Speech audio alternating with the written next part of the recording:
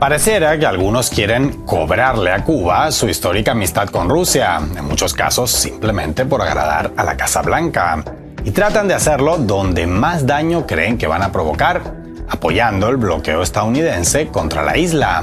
La Habana volvió a derrotar a Washington en Naciones Unidas, pero unos 15 países cambiaron su voto de siempre. ¿Por cuál motivo y por qué ahora? Lo analizamos caso por caso en los siguientes minutos. Ahí les va.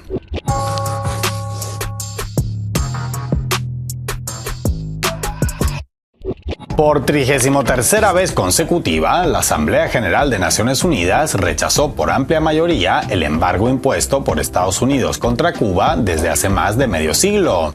Sin embargo, como el resultado de la votación fue menos abultado que en ocasiones anteriores, algunos lo pintaron como un éxito de Washington y un revés para La Habana, que es tanto como celebrar que perdiste 8-2 en un juego de fútbol simplemente porque un año antes habías caído por 9-1 contra el mismo rival.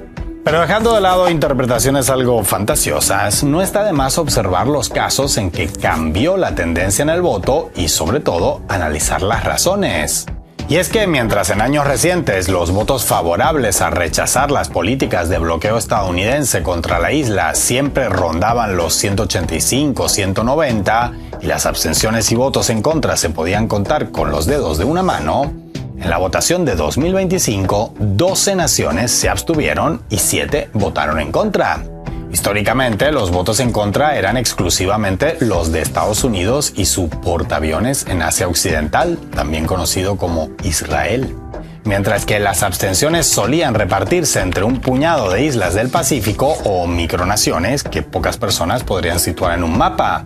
Pero en esta ocasión se rompió un largo consenso que, así fuera con algún grado de hipocresía según el caso, mostraban la Unión Europea y América Latina y el Caribe como región. Y no podemos decir que los votos cambiados este año sean sorprendentes ni desconcertantes, pero sí que manifiestan los convulsos tiempos geopolíticos que vivimos. Pongamos, por ejemplo, el caso de la Argentina. No se puede decir que el voto washingtoniano o, valga la redundancia, telaviviano del gobierno de Milei sea la sorpresa geopolítica del siglo, más bien al contrario.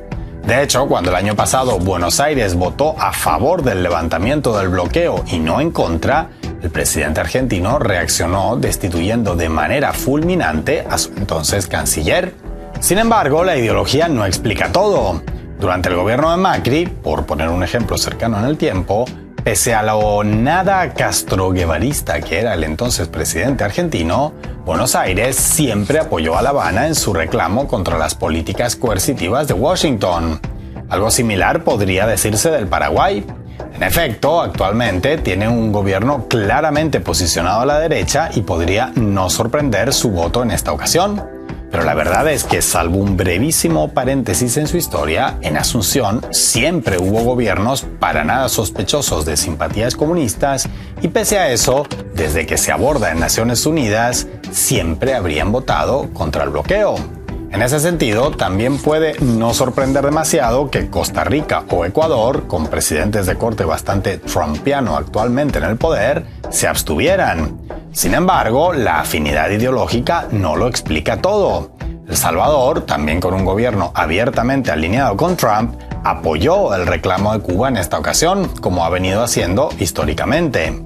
No solo en América Latina hubo algunos cambios de voto respecto a tendencias históricas, también tuvieron lugar en Europa. Por ejemplo, Hungría.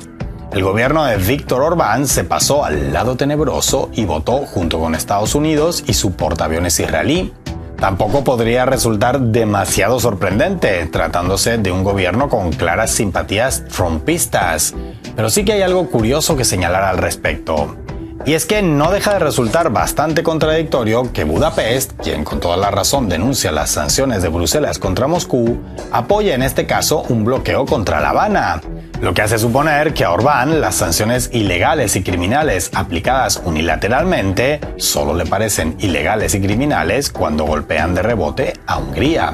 Otros 6 miembros del Club de Bruselas también rompieron la tendencia histórica en la Unión Europea, pero en modo de abstención. Entre ellos Polonia y las trillizas bálticas. Lo llamativo en este caso es el motivo que argumentaron. Si bien admitieron el impacto humanitario del bloqueo, al mismo tiempo acusaron a La Habana de apoyar a Moscú en el conflicto ruso-ucraniano, lo que por un lado no tiene nada que ver con el tema votado y por el otro resulta especialmente cínico viniendo de países que, al contrario que Cuba, sí que envían armas y mercenarios y en generosas cantidades al campo de batalla.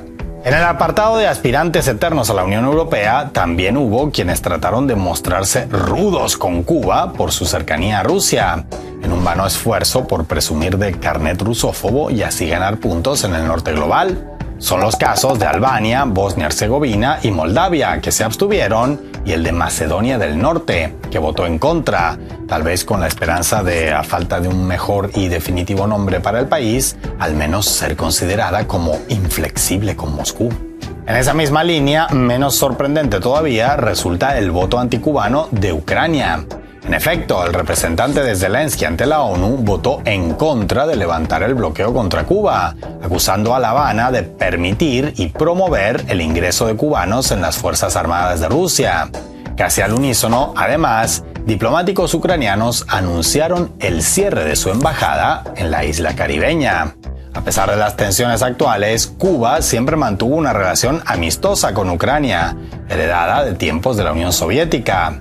En la isla recibieron a miles de menores afectados por el accidente de Chernóbil, lo que estableció lazos estrechos de amistad entre familias a ambos lados del charco. Unos 26.000 niños, en su mayoría ucranianos, pero también rusos y bielorrusos, fueron atendidos gratuitamente por médicos y psicólogos cubanos durante años.